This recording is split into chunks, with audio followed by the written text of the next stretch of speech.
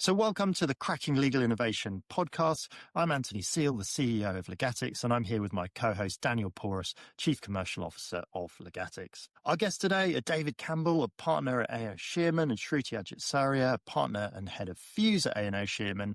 And if you're not familiar with them already, and I'm sure you are, A&O Shearman are a global elite firm with nearly 4,000 lawyers across 50 offices in 29 countries, and are probably one of the most globally recognized law firms. I think something that really stands out to me when working with the firm is their culture of innovation, their ability to try new things, the amount of new technology that they've been instrumental in bringing to market, and the amount of technology that's actually used on their deals with clients, I think is fantastic. We first got to know David and Shruti through our early days as a startup. When A&O Shearman took a bit of a chance on Legatics when we were just a small team in our very early days. We certainly look very different now, but back then we didn't have the same infrastructure, and it was a really big initiative for A&O to bring us into the firm. And we'll talk today to David, who saw the initial Legatics demo, and Shruti, who ran Fuse, still runs Fuse as an initiative to really get technology going in the firm. So we're really excited to dive into a personal story today of how a global elite firm can work with an early stage legal technology company, the challenges that brings, the risks that you take, how you deal with those risks, and how you deal with the human and psychological elements of doing that I think are essential to driving technology adoption. So really, really pleased to welcome David and Shruti to the podcast today. So we'd love to sort of tell some of the kind of stories as to like when we first met, and maybe David, starting with you. I remember feeling very, very nervous coming in to pitch Legatics to you for the first time. I'd love to hear what that was like on the other side. I remember that first meeting very well also, and we have talked about this since, Anthony. I remember going to this meeting. I've been told by someone in a different department that there was this guy coming in who had some idea for a CP sort of program or something. And I'd agreed to go, and lots of things you agreed to go to. I remember walking down the corridor, this meeting, thinking, why on earth did I agree to this? This is an hour of my life I'm not going to get back. This guy's probably got some crackpot idea, and I've got proper work to do. What am I doing? But, I've agreed to go to the meeting, so I went, and absolutely blew me away.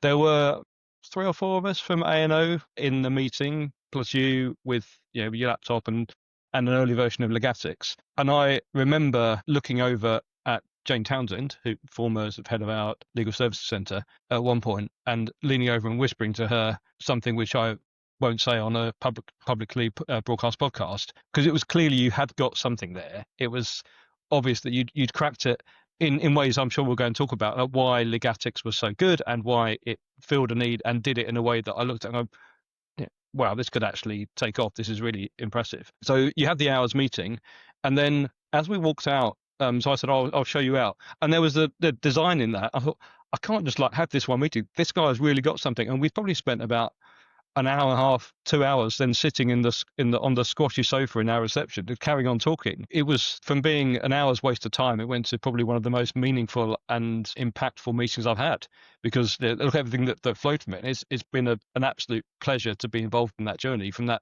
early start. But I remember that meeting very, very well, and others do too. I remember that meeting as well. I think I remember being so nervous I spilt you have very nice orange juice at the firm. Yeah, you did do that as well. And you couldn't get your laptop to connect up, and I was thinking, this guy can't even work the tech. Like, how can I get him out the door as quickly and politely as possible? But fortunately, we mopped up the orange juice, and you got the laptop to connect to the presenter. Yeah, I definitely remember sending freshly squeezed jug of orange juice absolutely flying through my nerves in that meeting, because that was huge for me and for the company as well, to have basically a large firm back the idea as to what we're doing, to see the value and to see through concerns like, okay, well, this is a very small company at this stage. This is definitely going to have infosec concerns. Like, we're a really large firm. We've got huge continuity obligations to our clients, data security obligations, and to sort of know that there's probably all that coming, and think that there's enough good here to take a bet on this. One of the things we're here to talk about is how do you foster a culture of innovation and actually get larger firms to work with startups. I didn't think about any of those things when I went to that meeting. I knew they would have to come because I've been heavily involved in tech to know that those questions were there. But that wasn't the time for that meeting. That was the meeting about, is it even worth us talking about these things? And then, of course, there's going to be problems, and those InfoSec concerns and client concerns and all that. But if you don't even have that first meeting, you're not going to get to that stage. So a part of it is having a culture and a willingness to let people go off and meet us on their own. I suppose law firms are famous for sort of measuring things by the hour, and we also record our time. But A&O and A&O Shearman is never one of those places where, certainly as a partner or a senior associate, you have to record every minute. So, I mean, the day that we can't spend an hour talking to someone random about something potentially interesting is a very bad day. So that's how things start initially. I'm interested. You were nervous. What were you nervous of? What would have put you off? This is huge. Like, tons of effort into like building the start of a company and MVP. And like now, if we gain a customer, I'm super happy. But at that stage, if you gain a customer, it's absolutely transformational. And gaining a firm like A&O at the time is absolutely huge in terms of giving a message to other firms that this is something of value. This is something that we can make secure. This is something that's going to deliver. And I think in the market, firms are very kind of flockish and sheepish, and there's not that many firms that are willing to be the first. There's not that many firms that are willing to take risks. And, the first questions we get today still are like, what other firms are using this? And one of the most powerful sales slides we have is a big one with lots of law firm logos. And well, everyone else is doing it. Why aren't we? What are we missing? What are clients going to say about that? And I have noticed A&O and A&O Shearman now is a firm that's sort of not so swayed by other firms. I don't know whether you feel like you've got your own innovation culture or leadership that lets you define more what you want to do in the market. But I felt that less about A&O. We've never had to follow other people because we've always been sufficiently large that we can. And on things like documentation, we've had our own sort of precedents and our own approaches to things. And we're not an arrogant firm, and we don't have all the answers. But we've always been confident enough to say, "Oh, you know what? It's interesting to see what other people are doing, but if they don't want to do this, that's fine. We've thought it through. We have enough internal sort of connectivity and discussion, and we'll talk to each other. We'll get on well. So you talk to the right people, and we'll say, well, okay, let's do that. And then if other people aren't, well, we'll fine. We'll try it and see." But it was ages. I mean, we had that initial meeting. It was then, I don't know, was it feels like about another 18 months before we actually got Legatix. So Legatix instance up and running on our system. So you didn't have your first customer on day one, but what you did have was a few partners in the firm, or a couple of partners in the firm, who then started talking to other people and spreading that word and saying, you know what, we should listen to these people, we should help these people. And then that's when Fuse came in. I think that partner support's been key. And I know, Shruti, that's something that with every company coming into Fuse, you look for a partner sponsor. Yeah, so the premise really is that in this firm, things get done if a partner says, I need this to create a good client experience, or I need this to make the deal work better, or I need this for a reason which is going to make something work better either for them or for the client. And finding a partner who is open-minded enough to look at something, think about the way they're doing sort of a particular task at this current moment, and think about how they might do that, and be prepared to put a bit of political capital, I'd say, genuinely, into making a change and sort of creating a cultural change within either the department or whatever the group of people are that you're trying to sway, is, I'd say, really one of the key things that makes Fuse work so well. We were very lucky that when Fuse originally started, David knew who you guys were and was like, oh, we've seen this thing, it might be interesting. And so we looked at you on the selection day, the very first selection day that we ever had. And it was kind of clear that it was a tool which a partner thought would make for a better client experience, for a better junior lawyer experience, less wasted time on the bills. All the sort of factors for success were there. Yeah. Exactly. And we had David, who was wildly enthusiastic about it. And to me, that is important, because we often see things that I think are like just amazing, but you can't find a partner within the firm who actually thinks like this enough to bother doing some of the heavy lifting, which there is going to be, to change the way that we do this particular thing in our firm. And so literally all of the ingredients for success were there. And I remember like so clearly thinking, someone had given me a piece of advice when I first opened Fuse, which is like, look for the low hanging fruit, look for the things that are going to have like an immediate impact. And I remember thinking, this is going to be the immediate impact thing. It's not. We had something else you'll remember actually, Anthony. We had another company in the first Fuse cohort that was doing blockchain bonds, and I was like, well, that's not going to be the thing that changes overnight. But this is going to be the thing that people can see tangibly has a sort of level of success for our people, for our clients. People are going to like using it. It's easy to use, and this is going to be the low hanging fruit. And actually, the success of Legatics, I just want to say thank you to like really everyone here, because the success of Legatics, both internally and the kind of the client impact that it had, has meant that everything else that's followed that is a bit harder has been easier for me. Because you can always point then to something and say, well, but look at the effect that this had, and look how great it was, and it sort of it's a really good case study for why the effort is worth it. And you're right about political capital. So you put, not particularly political and firm, but partners whisper it quietly, but partners don't have an awful lot of actual power in some ways. I mean, we're not like the army. No one ever told me that. That's news. Well, yeah, but that's because it's you. You just like behave as if you've got power. But we don't. It's not like being in the army. We don't like issue a command and everyone just does stuff. You have to influence people. You have to persuade people. We're a firm full of smart people who've got their own minds and think about things themselves, which is what we want. So you can't just tell everyone we're going to use Legatics. So if they want to use it, they won't use it. But what you do have as a partner is the influence. You can lead by example. You say, well, I'm using it. You're in charge of a particular deal. You can say, all right, on this deal, we're going to use it. And no, I don't want to see the trainee like doing a Word document or scribbling notes on the side of a bit of a page. You can open doors internally. So information security is a good example. There's obviously a process to go through and things that need to be done. And they have limited resources. They have to prioritize this or that. And procurement's the same. And if they've got a partner saying you should do this, not in a bossy way, but when they're trying to compete with different things, if you're the junior person in InfoSec, someone say, well, why did you do that, not that? Because the partner wanted me to do it. Okay, fine. That's going to work. I do remember one of the like pivotal moments, I think, of Legatics' success really was we had this ton of emails from all of the various different gatekeepers saying, oh gosh, this is going to require this, and we've never done this before, and we're going to need this, and it's going to be da da da. And there was a sort of like chain of emails that were like all basically amounted to it's too hard. And then David, who's notoriously known for being just lovely, wrote this email just to everyone, just being like, this is something which is going to help our lawyers and our clients. So I can't really understand why this is so difficult. So please, can we just find a way to get over these hurdles? And it was still very nice, but it was like very clear that this was sort of just this was just going to happen. And David wasn't going to be someone that just was like, oh gosh, all too difficult. Okay, fine. Oh, no one's ever done it before. No other law firm is using it. All the rest of it. Here's the 27 reasons why it's difficult weren't really. Well, I do remember that. I wasn't interested because you can solve most things. And I remember sending another one to someone saying, maybe I didn't put this bluntly, but I don't really care. We're launching this in 2 weeks. We haven't got 2 weeks. I don't care. I'm sending an email to the whole department saying we're doing this in 2 weeks. You've got 2 weeks. And we did it in 2 weeks. And we did it in 2 weeks. It's obvious that things are possible. Yeah, but political capital. I mean, if it had gone wrong or we'd let down clients, my political stock would have gone down an awful lot.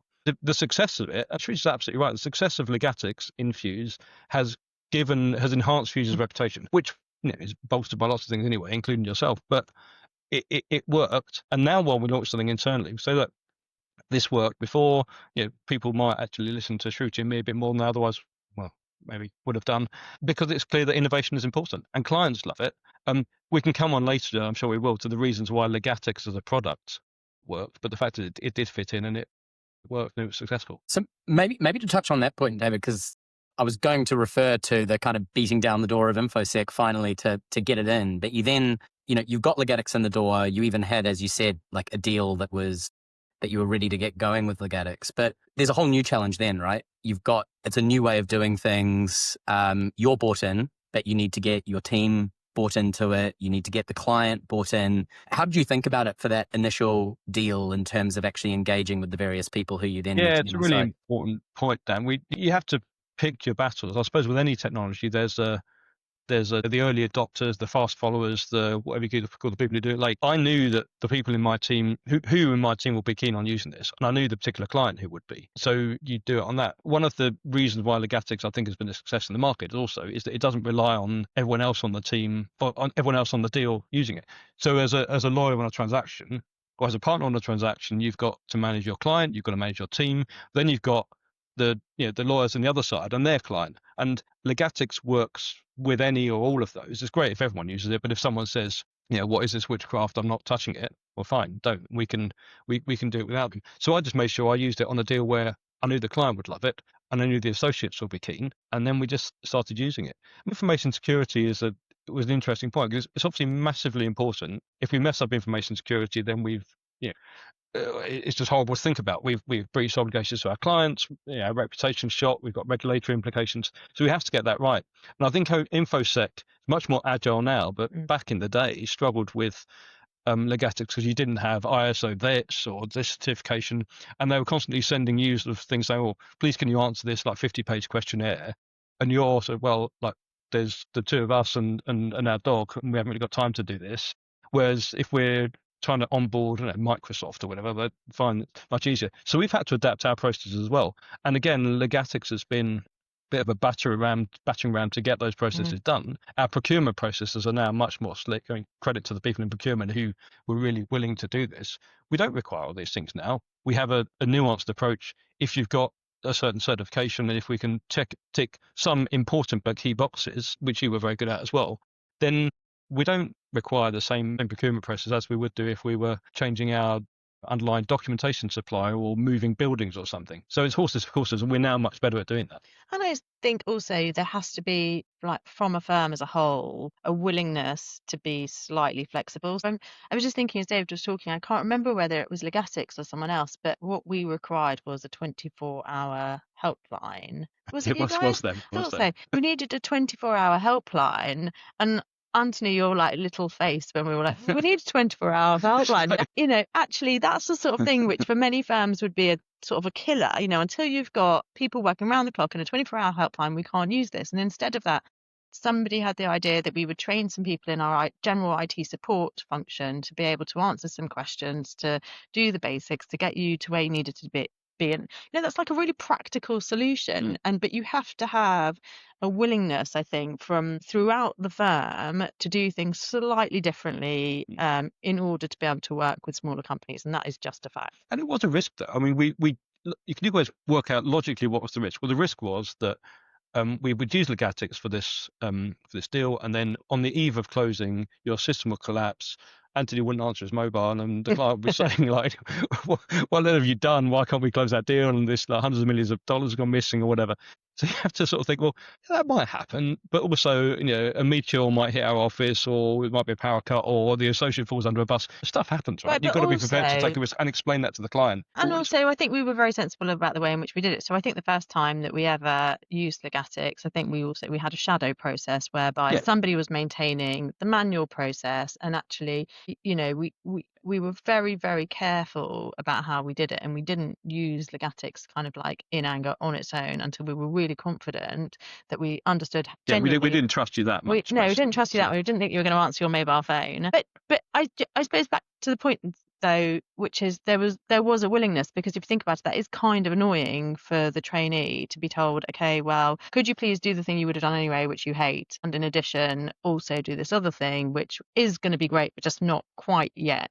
But that all of it comes from the same place. And I think at some point someone mentioned the word culture, but it is about that. It's about a culture of kind of, let's just give this a go. Let's just, let's try it. It might be a bit harder this time, but we know it's going to lead to, or we hope it's going to lead to a route which is easier and better for the clients. And the one thing I will say about the lawyers in this firm is there is a genuine sense of excellent client delivery. So even if it's going to make your life slightly harder in the moment, if you think, okay, but for all of my clients going forward, this is going to be much better, it's going to be cheaper, it's going to be easier, they're going to be able to see what's going on, they're going to really enjoy it, and my junior lawyer is going to hate their life a little bit less, people will actually put in the effort at the beginning. And that's definitely been my experience over the last however long I've been doing P's, like 7-8 years. 30 years. Yeah. No, I agree with all that. I'm not thinking, what were the what really made Legatics take off.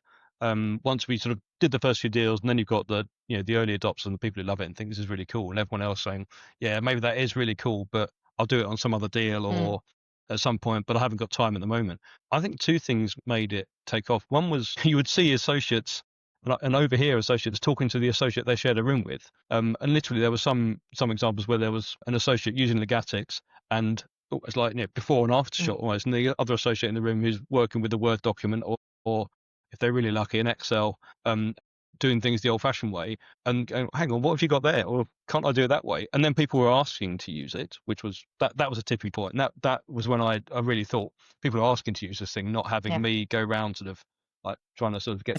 I think what I found really interesting was there were elements that are maybe aspects of how A&O at the time worked as a firm that facilitated the adoption. So I think trainee rotations is one example of that. People who maybe were in your team, David, used Legatics on a transaction and then moved to a different seat in asset financing, and they see the way they're doing things there and they say, well, hold on, there's this great tool I was just using elsewhere and it happens there, as you say, water cooler kind of chat. But there was also the dynamic of Fuse itself and the fact that we were physically in the office, and it meant that if someone was having a challenge on the deal itself, they could come down and actually speak to us directly. We could talk it through. We could get that product feedback, which was so key for how we progressed and evolved the product. But what was also great was it was genuine innovation in the sense of if someone's exploring a new use case, we could explore that with them. Legatics wasn't built for asset finance, but I still recall, sitting down with an aviation financing lawyer and talking through how they run their deal. And actually it was a bit of a light bulb movement that for both of us, that actually it deals with 90% of, how they deal with things. Yes, there are some nuances in the way that works versus a project financing deal, but actually it deals with, almost everything. And yes, there was then some feedback about things that we would like to see for that new use case, and that would get back to us and we would evolve the product. But it started to develop out these, which I'll use Kyla's own words actually. She described it as spot fires that would like develop within the firm. And, we really saw that sort of play out where you'd suddenly have these pockets that would happen elsewhere. And I think the Fuse being this place that facilitated those conversations, and Shruti, I know, those countless proactive sessions that you would run to just get the awareness out there, which is so key, right? Like the different teams to just be aware of what products were there in Fuse to help to identify those both partner champions, but also the associate champions, and then the different components of who needs to be engaged. So the client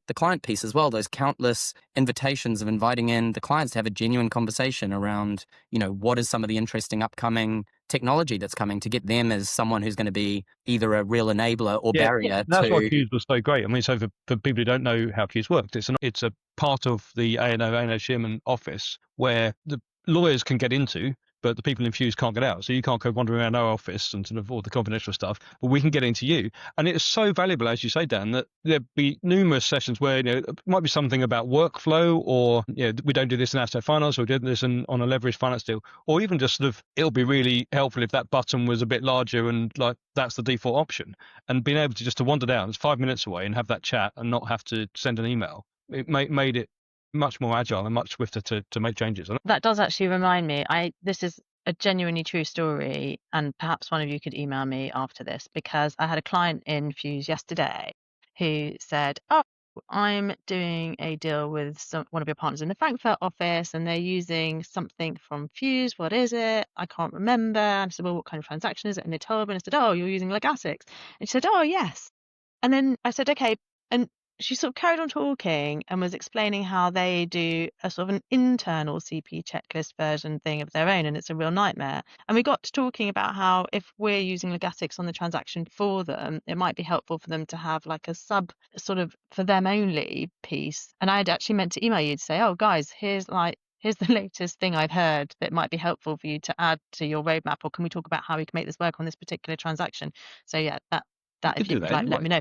Yeah, they probably could, but I just thought it was so interesting that even now, where Legatics doesn't feel to me, we've had it for so many years, we've been using it for so many years, it feels so much business as usual to me and in the firm, that clients still see it as a real value add and something which is new and something which is making their deal better and something which actually they want to partake in as well. And they've got thoughts about how they might want to use. And there's still to this day like new bits of feedback and new ideas about how you might be doing things. And I just thought it was like really exciting, nice. I remember one in the early days, I had a client, went out for coffee or lunch or whatever with a client, and we were talking about, I don't spend the whole of my lunches with clients talking about their transactions, but it came up in the conversation and I don't know how the CPs are going. And I just pulled out my iPad from my bag and sort of, logged onto the Legatics website. I said, well, I can show you. What, you carry my CPs around with you as well? Not specifically your CPs, but look, I can see, here's the ones that are satisfied and it's all going to be fine and whatever. And he was, seriously, what is that? I mean, to be fair, this was a very tech aware person, tech savvy person at a tech company, Richard Taylor, E Networks. I'm just going to shout out if he's watching this, but to see it, that was transformational for me to see a client saying, this is really cool and I want to use this. And I'll give you access. You can log on day or night to look at how your CVs are progressing if that's what you want to do with your spare time. But clients did love it. And that was a further boost actually I could then come back and tell everyone else that story. Clients like it. Clients want to see this. The other thing I think was an initial barrier to adoption, which we put in place, but then realized we'd done that, was charging for it. So obviously when we started working with Legatics, there was a cost of doing so, a license fee. And we sort of thought, how do we account for that internally? And we decided that we'd put any transaction that opened a Legatics instance or whatever, a workspace or whatever, we would charge as a disbursement. I thought, well, that's fun because we'll probably say you'll save. You can explain that to the client by saying, well, you'll save so much you'll more. save so much more than this. But that was a massive barrier to adoption because people were saying, well, yeah, but if I've got a bunch of trainees working on all these CPs, I don't have to explain that, but the client's expecting it. And so people weren't using it. When we took that cost away and said, okay, fine, you just use it on as much as you want, use it on the simplest deal where there's like 10 CPs or use it on one where there's 2,000.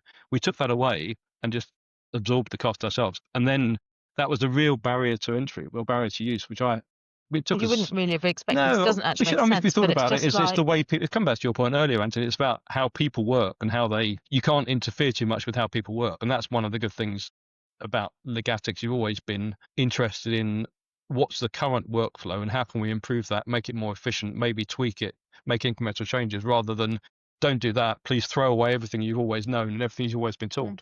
So going rambling a bit, but knowing how people work and what obstructs them as people rather than what the technology needs to say is really important, and what motivates them.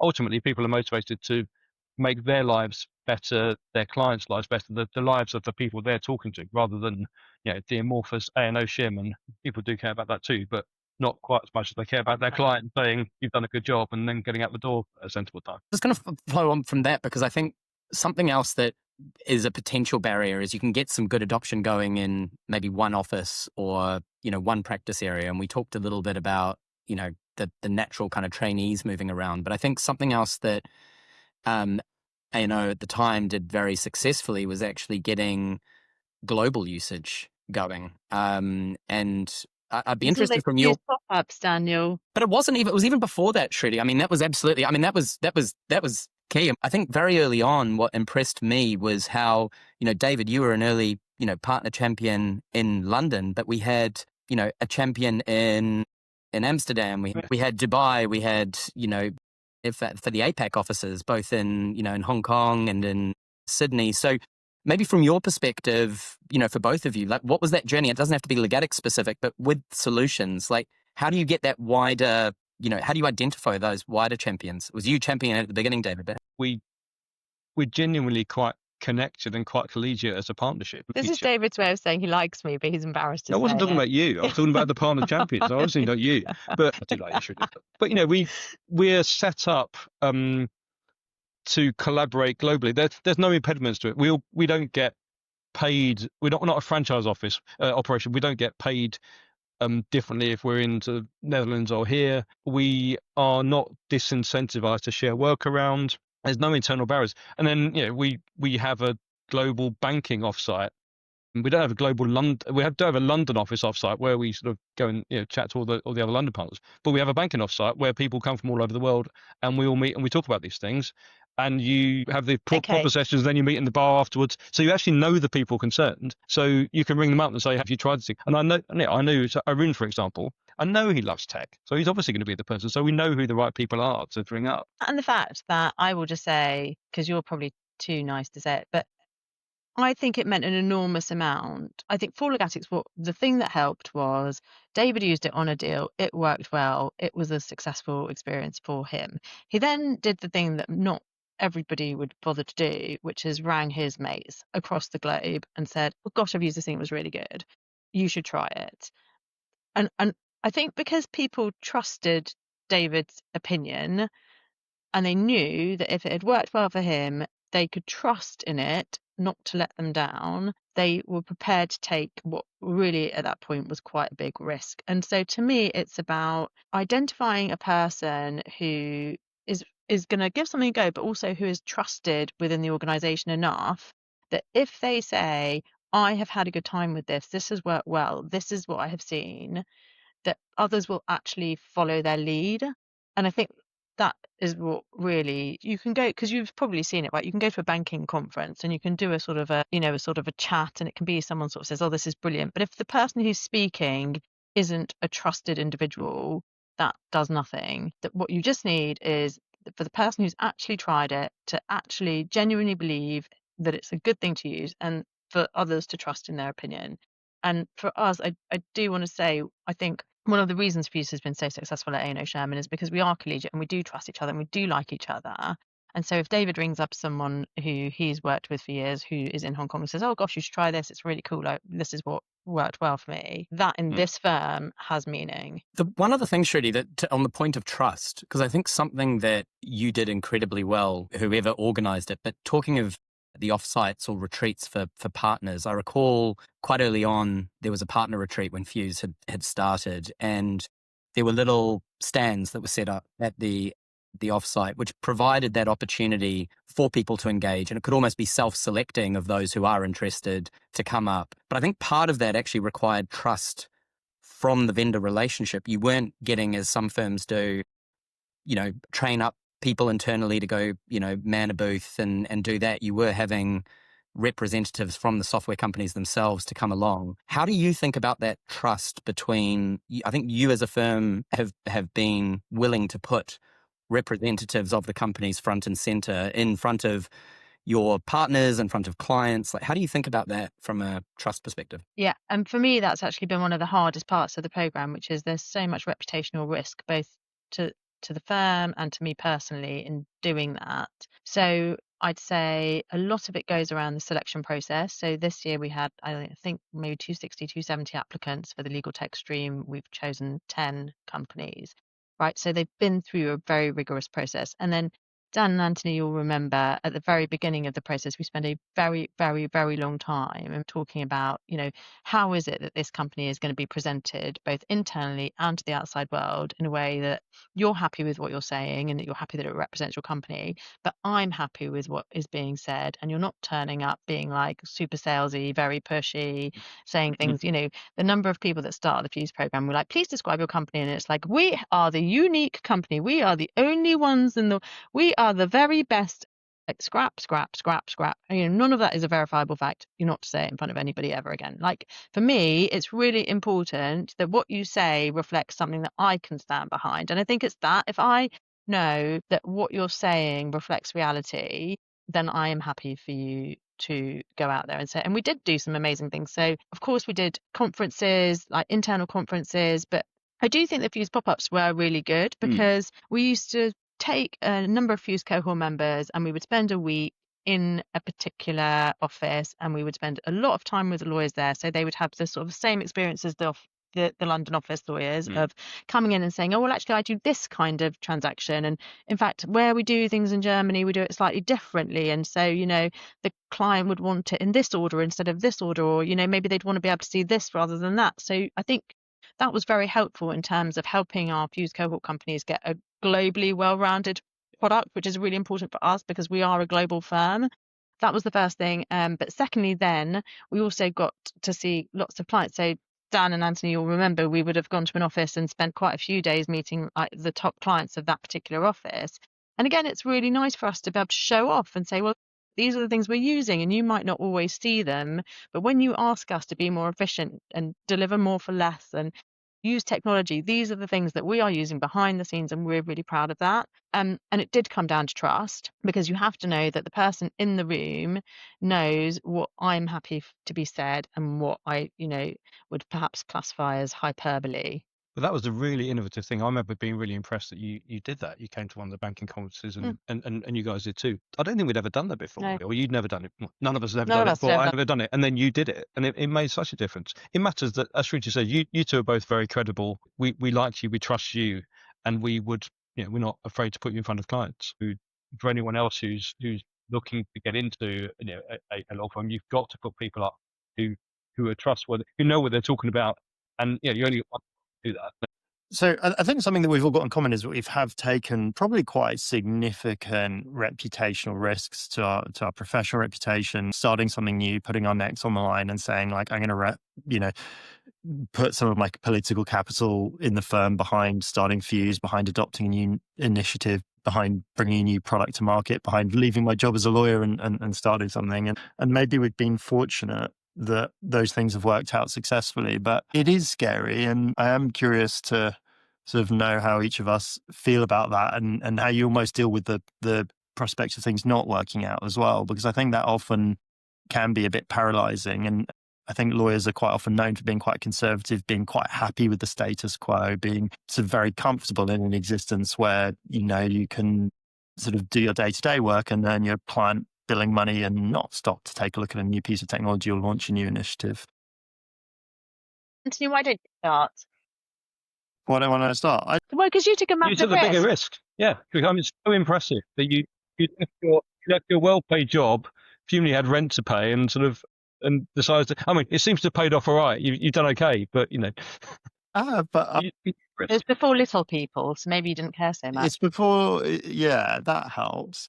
I think there was a part of me that felt like it wasn't that big a risk. It was quite sensible. This was something the world really needed, and actually, it was quite a kind of low risk scenario to go and to create something that it didn't feel like I was trying to bring some crazy new bet. So I wasn't thinking like, okay, well, everything depends on whether people really want to consume content in 7-second videos. And, we're subject to a kind of fickle consumer trend and it's either going to blow up or completely collapse. It felt like, no, this is a real business need. This is affecting people's day-to-day lives. It's almost like the solution's so obvious that like we've got to bring this thing to market. So it didn't feel like a huge risk to actually do it. And I think it almost felt like more of a sort of personal risk for me, staying and doing something that like didn't quite click with what I wanted to achieve in the world. And it felt like more of a risk kind of looking back and feeling like I didn't do that. So if you want to think about it from a classic lawyer, what's the least risky thing? It's almost least risky to go and follow your dreams and start something new in the world. But you do have to face up to that idea of failure. And I remember when I left Clifford Chance at the time, I said like, can I come back to my job in 6 months if this doesn't work out? And they were like, well, not really, because we're not really sure then if we can rehire or something like that. You kind of have to leave. If you want, you can ask for your job back later. And you sit there and you picture your tail between your legs saying like, please can I have my old job back? That thing didn't work out. And you sort of get comfortable with that. And I think actually personally getting comfortable with that is actually a really healthy thing to do, is getting comfortable with the fact that something could fail. I think just makes you stand taller in all walks of life and just be happy putting yourself out there and be very honest about what you're doing and that you are trying something new and what the risks are. And I think that just makes you really personally fulfilled. I 100% relate to that as well. Like, I think I think about when I then teamed up with Anthony, and it was literally just as we were starting, with Fuse. And and look, on the one hand, super exciting. And the reality was at the time, I'd left my job I'd taken a year at business school in between, but I was weighing up other opportunities. I'd decided I was really interested in legal technology, but frankly, I'd turned down a couple of other offers for more established companies where it would have been less risky to go along there. But ultimately, I had that same faith. Like when the longer story is, I remember when first speaking to Anthony, he was very secretive about everything. But the second we actually met in person and just saw the software, I think probably in a similar way to you've described, David, it just it was a no-brainer. Like, this had to be in the world. And, I could see that longer term vision of, where this would be in, 5 years, 10 years, 20 years. And this just, you come up against constant challenges around it. There were points where, okay, we didn't know how long it was going to take for, a firm like A&O Shearman to actually bring us on properly as a customer, and when there might be some revenue coming in. And we got pretty close at times to, seeing the end of, a runway from a cash perspective. And that can be quite scary. And then fine, you get going with a few firms, but you ask yourself the question, is this a one-off? Is it just a thing that A&O at the time is special in the way that they're able to adopt this technology? Can you replicate that adoption and roll out with another firm? And those don't change. There's always this, it is scary. It's constantly scary and it's constantly challenging, but that's also what makes it so motivating. I think of, if you're really driving meaningful change, you've got to constantly feel that. And that's why I still feel so passionate about it. You keep seeing at each different stage. I look at where we are with, A&O Shearman now, and it's fantastic. It is, as you mentioned, Shruti, business as usual, but there's still so much more opportunity. There's still, there's more usage that we could have. There are teams that aren't using it at full scale yet that we could get things going with. So, that's still motivating as well. But yeah, endlessly challenging and endlessly scary. Yeah, I agree with all that. And when you were talking, Anthony, I felt the same. I don't think I ever thought at the time about the risk. And the risks, as Shruti said, the risks to us were far less than the risk to you. I mean, I suppose if I thought about it at the time, it would be, well, what's the worst that can happen? This thing turned out to be a dud. I've wasted a bit of time, but I would have regretted it hugely if I hadn't bothered. And even, I would have regretted it even more if then, another firm had adopted it before us. But I just would have thought it's the wrong thing to do. This clearly is a useful product. It's going to transform things. Why on earth would we not? So I don't think I really thought of the risks. I mean, the risk to us were we'd have spent some money. I'd have spent some time. I'd have looked a bit of an idiot if I'd been promoted to this thing that hadn't come off. But if you're in a firm where you're secure enough that you can make mistakes and you can fail, as long as you don't keep flogging something which is obviously going in the wrong direction, the culture here is okay on that. I mean, there's been client opportunities I've spent a long time pursuing, or different areas of practice that I thought, we can expand into this area. Gone absolutely nowhere, and sort of fine. As long as you don't, you've got to have some things that work. Obviously, if you spend your whole time not making any money and wasting your time, then that probably is going to be limiting. But what's the worst that could have? The downside to getting stuck in and giving it a go was really limited. The upside was immense, as it has proved to be, and I wouldn't have forgiven myself if I hadn't done it. See, I had a slightly different experience, I suppose, because I was doing credit derivatives before I started Fuse, and I absolutely loved it. People always laughed at me then, and they laugh at me now, because there's not that many lawyers you find that just adore their job. But I just adored it. I literally adored it. And I worked for this guy who I just thought was brilliant, the brain of Britain. And, I just had what I considered to be the best gig in the world. I was just doing this fabulous job with fabulous clients, working for a fabulous boss and a great team. I got to wear my trainers to work every day. I was like, what, I don't need anything more in life, really. And so doing Fuse really felt to me quite a big decision in a time when legal tech just did not exist. It was not a thing. No one else was doing it. So we had no blueprint. I had literally no idea how to do it. I had no experience actually to talk of. I mean, it's funny now in retrospect, but I had no idea how to stand up a program from scratch. I didn't know, if we went out and said, legal tech companies everywhere, please come and join this thing called Fuse. We didn't know if we were going to get 2 applications, 4 applications, 10 applications. We had literally no idea who was out there. And I remember, though, there being this one moment where our senior partner at the time, Wim, said to me, right, Shruti, we are going to do this. We've all kind of been proceeding on the assumption that you want to do this. But I'm just conscious of the fact, and bless him for saying this, he was like, I'm conscious of the fact I've never really asked you, do you actually want to do this, or do you want me to find somebody else? And I said, well, who would you find? And he sort of mentioned a few people. I was thinking, oh God, no, I couldn't bear it. I could not bear to see somebody else execute this and sort of not do it the way I want it done. And for me, it was that. It was just could I stand by and watch someone else do something and know that I could have just done it my way, the way I wanted to do it? I have such terrible FOMO, actually, is what it boils down to, I think, that's it. that I couldn't bear the thought that I'd be watching someone else do this thing that I thought Not could as really, well as you thought you not could as do well it. as I liked it. Yeah, there you are. Thank you. Yeah, I didn't want to be the one to say it, but you'd be right. But that culture is really important, having senior backing. So, but there are other examples. Our marketers innovation group, which now oversees all of our AI stuff, which is massive. The partners who set that up, so David Wakeling, who set that up, took a risk. Again, a capital markets lawyer, he took a risk doing that. And the other partners who joined that team stepped away from profitable practices where they're making money and you carry on doing that, but thought actually maybe I can go back to this, or maybe I couldn't. But this is the right thing to do, and it could be a way forward. And the culture here is that you can give stuff a shot if you thought it through. So huge credit to senior management at the time, and that culture continues, doesn't it? Senior management would endorse that as well. And you've got to feel secure, not just I guess financially and being a member of the partnership things. I don't think anyone wants to walk down the corridor and think, oh, there's people looking at me thinking, oh, there's that guy who's just tinkering around with some website. Why doesn't he actually do some proper work and get some bills out? And that's not what I think people think, and that's not what I think of other people who are taking a risk. So if you've got that feeling within the firm that it's okay to give stuff a shot, that enables you and frees you to do these things. I feel it's full credit to you guys that, you look now at, what it is 7 years on from when, Fuse started, and you've got multiple products that are not really innovation projects anymore. They're, embedded solutions within the firm.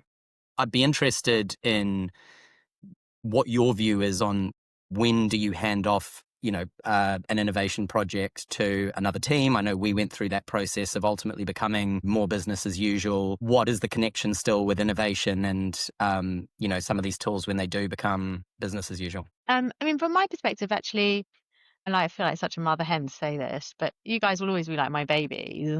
So, like it or not. I know, like it or not, really. Well, we've got out now, Shruti. We've got 60 staff. We've got loads of customers. But I do think, genuinely, I think once you've been infused and you've spent 6 months together, and it is a really intensive time. You do get to know, and the point around trust is, I think, really at the heart of that, which is I learn to trust you, but hopefully you also learn to trust me. And I do know, over the years, we've had some difficult conversations around, it's not quite working here, or this isn't quite working, or can we go faster on this, or, what's the situation here? But because we've known each other so well over the years, those conversations are always really, really easy to have. And so to me, yes, there's a tipping point at which the firm is using you. I don't need to be involved in any of it. But actually, I do think, and Daniel, your point earlier was right, which is there's always more to do, whether it be expanding geographically or expanding into different departments or expanding use cases. And hand on heart, I actually am pleased to see you today to say to you,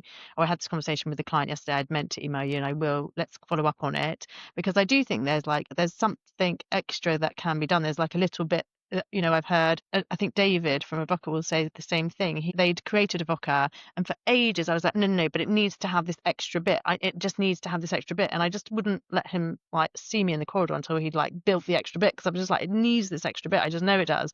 But I think, you're not going to stop innovating. You're not going to stop progressing. And we would like to obviously continue to have a part in that, and feed through product development ideas and things that we hear on the ground. But equally, there does come a point in which the Fuse team is really small, it's very lean. We can't be the people facilitating the everyday and getting you rolled out, and the training and all of the setup of all the matters and all the rest of it. And so I'd say there's a tipping point at which we would fall into business as usual, but you always still continue to have a home in Fuse, and that we would still hope to continue to play a role in how you're used within the firm. Well, Legatics was really important, wasn't it, in the early days? You wouldn't leave. You were there for 3 cohorts or whatever it was. But I remember you were there in was it the first one with Avoca? Yeah. So you were sitting in the bank of desks, and David and others from Avoca next to you, and bouncing ideas off. And you're both all in the same boat, thinking, well, we're in this big law firm, but we're trying to produce this new bit of software with not huge amounts of resource. I mean, this is so cute. This was from earlier. How cute is this? It's David and Namdi and Fuse just about a half an hour ago or an hour ago. But to me, you guys will always be some part of the Fuse family. You were really you're like the OGs. And so I don't think really you'll never you'll never really leave that. I think there's something that feels very special about having been part of that journey. And I think it's been hugely formative for us as well. Like, I'm immensely grateful for you guys for taking that risk, for seeing what we were doing and pushing that out there. And how do you continue to innovate? You've got a product that works, everyone loves it. I mean, you started off doing CPs. I know Legatics now does more than just the CP process. That's all I use it for as a simple banking lawyer. How do you keep the culture of innovating while you've got larger and you've got it's not just having a chat with someone in the office next door and on the desk, and not risking breaking what you've already got? Yeah, I don't think it was ever enough to just do CPs in banking. I think the problem was always bigger than that. It wasn't just CPs. I mean, there's more to life than doing banking docs. David, you have to find this out in retirement or something. But the problem was always bigger than that. The problem was about processes in legal technology, and I think for as much as so expanding into practice areas, doing steps plans in restructuring, realizing that the lives of corporate lawyers aren't that different as well. They're running big processes, they're running reorgs. These are all things that need to be project managed. And if you go around a law firm and you say, like, how many tables are there in Microsoft Word that's managing some kind of process, the problem was always bigger. And I think it was never acceptable just to solve this one really niche problem for firms. I think what we did well and what we learned by doing that was that if you really talk to a practice area, if you really talk to the specific needs of lawyers, if you bring the software to them, make the user interface look like things they're familiar with, then you really crack some of those human challenges of adoption. And we tried to take that approach and say, okay, well, we did that in a really niche area in banking with a specificity, with a speaking to practice area mindset. And that's what we're replicating across other areas of the firm. So I think we take some of those early ideas and basically just try and do the same thing in lots of different practice areas. I think one of the challenges as well, David, is I think something we've always done well and we continue to try and keep very much at the heart of what we do as a company is being incredibly close to our end users. So, hearing all of the feedback that we get. Now, that was easy when it's only a couple of customers using the product and only a few users, but it actually gets incredibly difficult when you have lots of different firms and lots of different users and lots of different geographies that want slightly nuanced different things. I still remember having to have conversations with firms like, A&O at the time, which can be quite difficult when it's, we really value your feedback and it continues to go on in this way, but you're not our only customer and there are these different use cases and you actually have to think a little more. It's a hard journey to go on where you actually have to explain why certain things that you want aren't necessarily being prioritized as absolute number one, because you're thinking more broadly in terms of innovation for what is going to help drive us forward as a business. And that might be, for example, now a big focus, well, it has been for some time, but there's huge growth in the US and, there's quite a bit of nuance in terms of elements of how transactions are run in the US versus other geographies. And how do you balance some of that feedback versus probably something on your deal, David, that you might really value as something additional? And it's hard to, that is continuing to innovate, but it might not seem, innovation on your deal, things aren't moving fast enough.